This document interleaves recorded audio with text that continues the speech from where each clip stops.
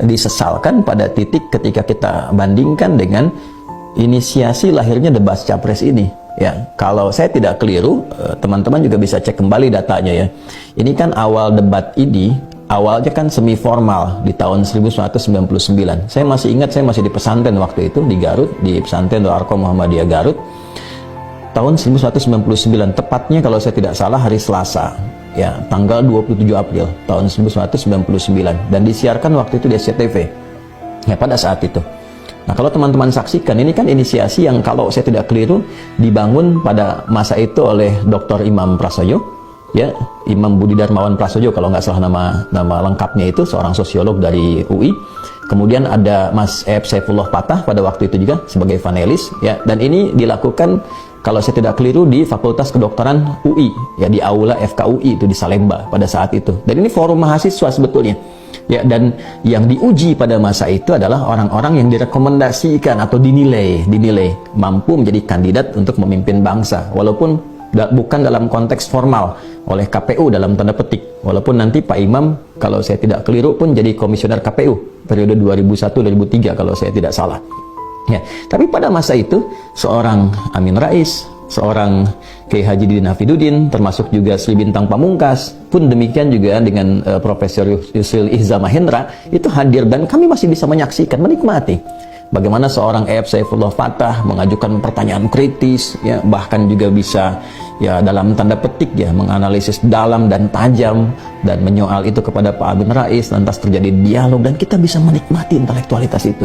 Seorang anak sanawiyah dengan kelas 3 sanawiyah melihat itu dan bisa menikmati, dan kita tahu gagasannya, ya kan? Nah, jadi alih-alih hanya kita satu sisi, mohon izin tidak bermaksud mengoreksi atau tidak merasa hebat atau benar sendiri, bukan itu yang kami maksudkan. Yang kami ingin maksudkan, jangan sampai yang kami tangkap dengan fasilitas media sosial yang banyak sekali, yang sekarang sudah banyak diviralkan, bahkan dipotong-potong, masyarakat termasuk kami hanya menikmati sentimennya saja, bukan argumennya. Ini seakan-akan ini punya masalah dengan ini, jadi sentimen pribadi. Yang viralnya itu kok yang nggak tatapan, yang viralnya itu capture yang ya seharusnya nggak jadi konsumsi publik. Kalau sekedar menang kalah, berapa banyak sih yang nyimak ini dari debat ini? Berapa yang berpengaruh kepada masyarakat yang punya hak untuk memilih? Kalau dari 300 juta asumsinya penduduk Indonesia, misalnya 200 juta yang punya hak untuk memilih, berapa yang bisa menyimak debat ini? Ya, kalau ini sasarannya kalangan menengah ke atas, sayang kalau kalangan menengah ke atas hanya disajikan pertentangan sentimen, bukan argumentasi yang mengedukasi. Barangkali ini komparasi dari yang terjadi tahun 99 sampai sekarang 2024. Ya, sampai setelah itu kan terjadi pemilu kan? Ya, kalau nggak salah 7 Juni 1999 pesertanya 48 partai. Ya, kemudian PDIP saat itu secara partai unggul 33%, tapi presidennya kan Kiai Haji Abdurrahman Wahid Gus Dur, ya, itu perjalanan. Ya, sampai kemudian KPU secara formal baru mengadakan debat setelah itu, ya, 2004 dan seterusnya sampai dengan sekarang. Nah, tapi kualitas-kualitas yang kita dapati dulu, rasa-rasanya sekarang ada beberapa yang perlu diingat kembali sebagai penyegaran di masa lalu untuk menjadi landscape format debat di masa kini. Baik, dan pada catatan yang ketiga yang ingin kami sampaikan, untuk semua, saya pikir sudah saatnya saya pribadi mohon berkenan dan dimaafkan dengan kalimat ini kalau belum berkenan, untuk menampilkan kedewasaan yang membangun kedamaian. Dunia bergerak begitu cepat, pertentangan di luar itu begitu luar biasa. Kita melihat bahwa dampak-dampak yang ditampilkan dari konflik global itu sangat berpotensi juga bisa memberikan pengaruh pada kehidupan berbangsa, bernegara yang sekarang kita banyak rasakan.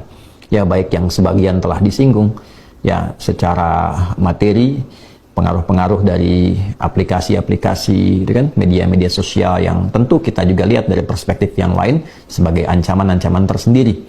Nah, hanya yang ingin kami katakan adalah jika para paslon ini dan juga bisa dikatakan tim, ya, politik terkait yang berada di belakangnya membangun narasi-narasi yang lebih mengedukasi, menampilkan kedamaian.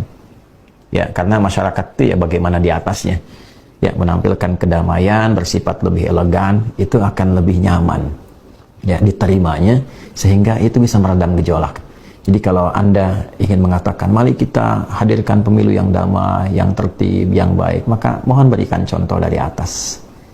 Yang secara elegan bisa ditampilkan, ya, wawasan bisa dibangun, mengeratkan silaturahim, ya, tata krama dan adab digunakan dalam berdebat, semua saling berjabat tangan, bersilaturahim, kemudian saling tersenyum, masyarakat senang melihatnya. Setelah debat kemudian semua juga menghadap lagi, rakyat disajikan dengan satu kerukunan, contoh yang jelas, sehingga tidak ada kesan-kesan yang ditangkap di masyarakat, adanya ya, satu gejolak-gejolak yang mungkin bagi sebagian pendukung itu bisa mereaksi dengan cara-cara yang tidak semestinya.